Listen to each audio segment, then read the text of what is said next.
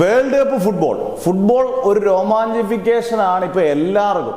Insta തുറന്നാൽ, YouTube തുറന്നാൽ, social മീഡിയയിൽ ഏതായാലും രാത്രി പകലാക്കി എല്ലാവരും ഇരുന്ന് USA ഫുട്ബോൾ വേൾഡ് കപ്പ് നടക്കുന്നെങ്കിൽ പോലും സമയം പുലർച്ചെ 1:30 3 മണിക്കും ഒക്കെ ഇന്ത്യക്കാരിരുന്ന് തച്ചിനിരുന്ന് കാണുന്നുണ്ട്. കാരണം അത്രയ്ക്ക് ഗ്രേസാണ്. 3-4 താരങ്ങളെ നമ്മൾ പ്രതിപാദിക്കുമ്പം എംബാപ്പെ, ഇപ്പം നമ്മുടെ ഫ്രാൻസിൻ്റെ, ഞാൻ ഇങ്ങനൊരു ഫൈനൽ, കഴിഞ്ഞ വർഷത്തെ ഫൈനൽ, ഇപ്പോഴും ഗംഭീര കളിയാണ് പുള്ളി കളിക്കുന്നത്, പക്ഷെ കഴിഞ്ഞ വർഷത്തെ ഫൈനൽ ഇതുവരെ നമ്മൾ കണ്ടതിൽ എനിക്ക് ഏറ്റവും ഇഷ്ടപ്പെട്ട ഫൈനൽ അർജന്റീന ഫ്രാൻസിന്റെ ഫൈനലായിരുന്നു. കാരണം അർജന്റീന ജയിച്ചു എന്ന് ഉറപ്പിച്ച് വെടിക്കെട്ടുകളും കാര്യങ്ങളും ഒക്കെ തുടങ്ങിയപ്പോഴാണ് എംബാപ്പെ ഒരറ്റം തുടങ്ങിയത്.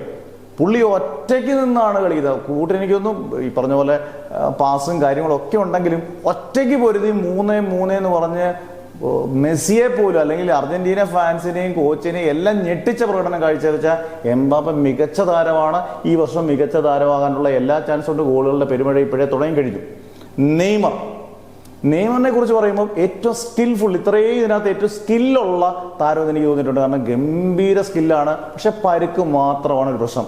981 ദിവസങ്ങൾക്ക് ശേഷം കണ്ട് കളത്തിലിറങ്ങുമ്പോൾ തന്നെ നെയ്മറിന് എന്തോ ആരാധനയാണ്, ഭയങ്കര ആരാധന. കാരണം ബ്രസീൽ അങ്ങനെയാണല്ലോ, ഒരു ഫുട്ബോളിന്റെ സാമ്പ താളം എല്ലാം വരുമ്പോൾ അവിടുത്തെ ഒരു യോദ്ധാവിനെ പോലാണ് എപ്പോഴും നെയ്മർ പരിക്കുകളൊക്കെ ഭേദമായി കളത്തിലിറങ്ങിയാൽ, ഫോമിലായാൽ പിടിച്ചാൽ കിട്ടാത്ത കളിക്കാനായി മാറും നെയ്മർ. ഇനി പോർച്ചുഗലാക്കിയ ക്രിസ്ത്യാനോ റൊണാൾഡോ എന്താണ് അതൊരു കളത്തിലിറങ്ങുമ്പോൾ തന്നെ ഒരു കുതിരശക്തി നിൽക്കുന്ന ഒരു വമ്പനാണ്, കൊമ്പനാണെന്നൊക്കെ പറയുന്നത്. ഉറപ്പായിട്ടും വേൾഡ് കപ്പ് ഫുട്ബോളിൽ എനിക്ക് തോന്നുന്നു ഇത്രയും ഒരു ഓർമ്മയുള്ള ഒരു കളിക്കാരൻ ഒരുപക്ഷെ സ്കില്ലുണ്ട്, ഗംഭീര കളിക്കാരനാണ്. ഉറപ്പായിട്ടും പോർച്ചുഗലാക്കിയ ക്രിസ്ത്യാനോ റൊണാൾഡോ.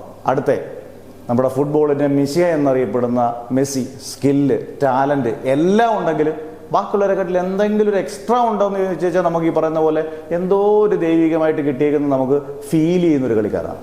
അന്നേരം ഇവരെല്ലാം ഗംഭീര കളിക്കാരാണ്. ഇഷ്ടം പോലെ അല്ലാതെ കളിക്കാരുണ്ട്, ചെറിയ ടീമിലും വലിയ ടീമിലും ഒക്കെ ആയിട്ട്. നിങ്ങൾക്ക് ഇതിനകത്ത് ഏറ്റവും ഇഷ്ടപ്പെട്ട താരമാണ്? ഇതിനകത്ത് ഒന്നുമില്ലാത്ത താരങ്ങൾ ഇഷ്ടം പോലെ പേരുണ്ട്, ഗംഭീര കളിക്കാർ.